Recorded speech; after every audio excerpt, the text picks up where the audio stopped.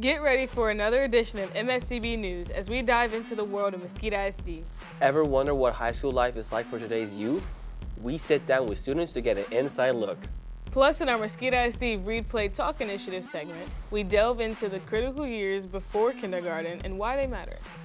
And don't miss our special coverage of the Solar Eclipse in Mesquite. Stay tuned only on MSEB News.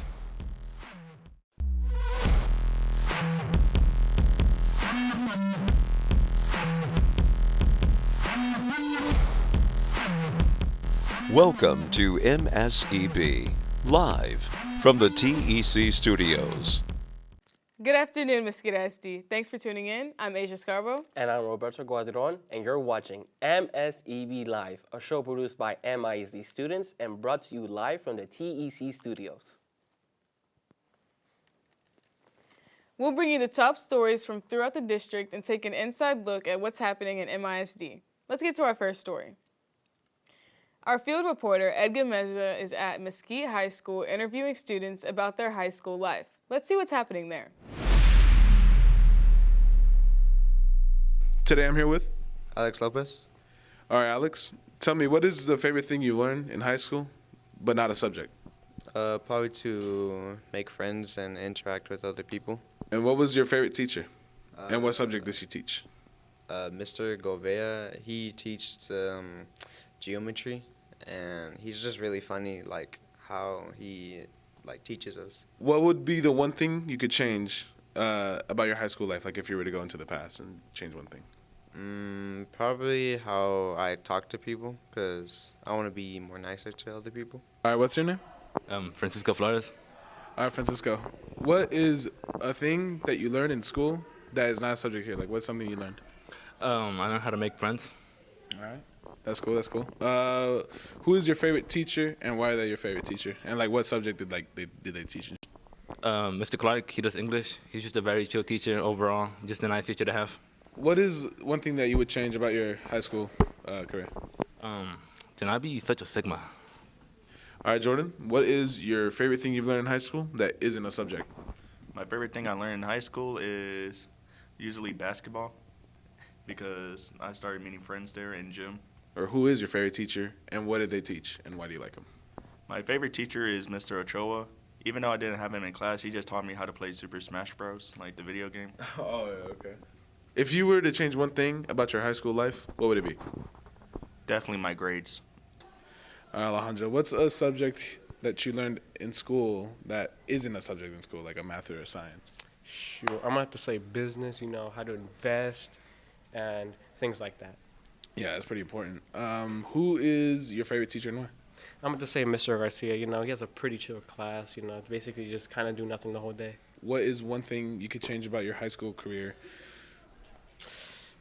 What the say? That's a hard question, man. I'm going to have to say not skipping as much as I did this year. From the bustling halls of high school life to the heart of early childhood education, we now shift our focus to an initiative that's shaping the future before it even begins. Join us as we delve into the transformative Read, Play, Talk initiative in Mesquite ISD, where the foundation of a child's education is laid long before they step foot in the classroom. Good afternoon, I'm Andrew Chavez with MSEB News. Today I'm here at the Mesquite Independent School District building to interview Miss Lindsay Paris about Read, Play, Talk. My name is Lindsay Paris, and I'm the Community Liaison for Mesquite ISD. Read, Play, Talk exists because we really want parents and caregivers to understand the importance of those early and most formative years of a child's life. A lot of times, I think parents think their job is to keep their kid alive until they go to kindergarten, but really so much brain development happens in those first 5 years that it's really important for parents to engage and interact with their child on a daily basis.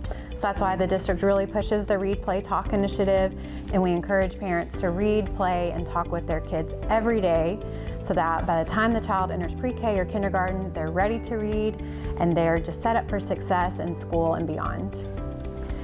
So reading, I feel like most people would agree that reading is good for the child, at least mentally, developing them, developing the skills that they need for school to be successful. But playing is actually really important too, and sometimes out of the three, that one gets kind of thrown on the back burner. But you think of how many different ways parents can play with their kids, whether it's through, a play kitchen and all of the vocabulary words that they're learning, the utensils, the different foods that they're using. That's so important. Dramatic play, or when kids are dressing up in costumes, that allows them to be really creative and really expressive. And sometimes we see some of the feelings that the child is experiencing coming out in those dramatic play times. But I think the main reason that reading, playing, and talking is so important is because it really introduces a wide variety of vocabulary words for the child, and just allows them to have some really unique life experiences that prepare them for school. If we can get the child to be on track from the very beginning, that's going to set that child up for success well beyond high school graduation. The problem is that when a child comes to kindergarten, and they're not ready to read, their brain developmentally is not where it should be.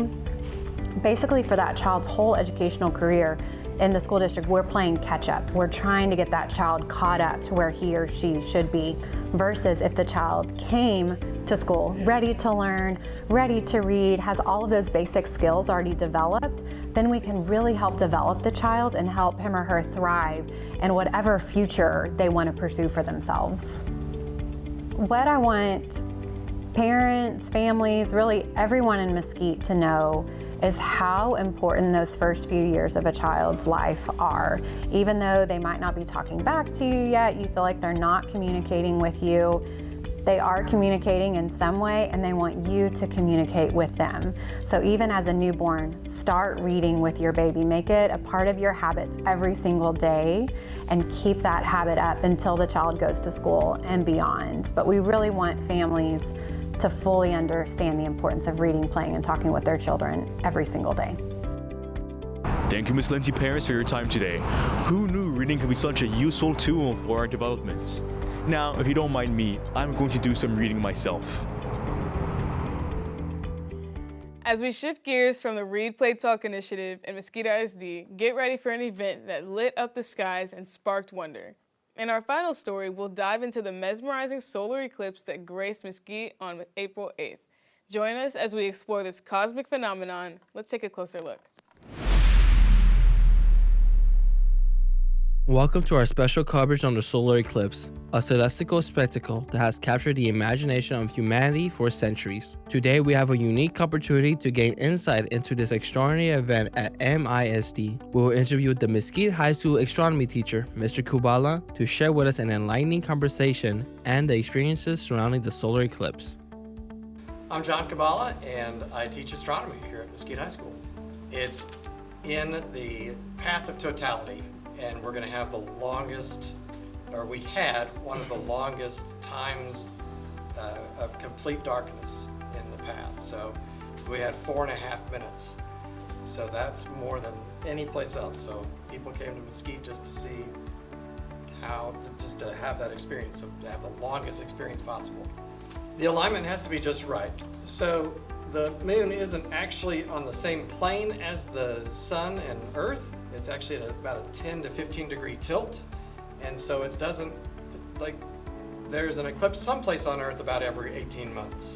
But to be in this spot, it happens very rarely, every 100 years or so sometimes.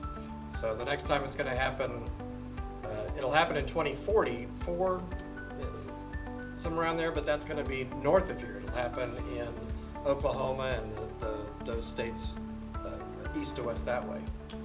I was on the football field and I laid down and I was just with my shades. I could look up and just watch it comfortably, and a couple of my teacher friends were on the other sides of me, and we were just talking and really enjoying the moment.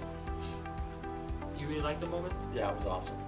As the solar eclipse disappeared, we bid a farewell to a day of celestial wonder guided by the insights of Mesquite's astronomy teacher and shared in amazement on the football field. Let's carry the spirits of exploration forward, united by the magic of the cosmos. I'm Roberto Guadron from MSEB. As we wrap up our show, we leave you with the unforgettable sight of the solar eclipse that brightened Mesquite skies on April 8th. It's moments like these that remind us of the beauty and mystery of the world around us. Thank you for tuning in into another episode of MSEB News. We hope you enjoy our special coverage of local events and news. For more information on today's stories, please visit MSEB YouTube channel, X, Instagram, and Facebook pages. Thank you for joining us today. I'm Roberto Guadron. And I'm Asia Scarbo. Until next time. Stay curious. Stay informed. And stay awesome, Mesquite.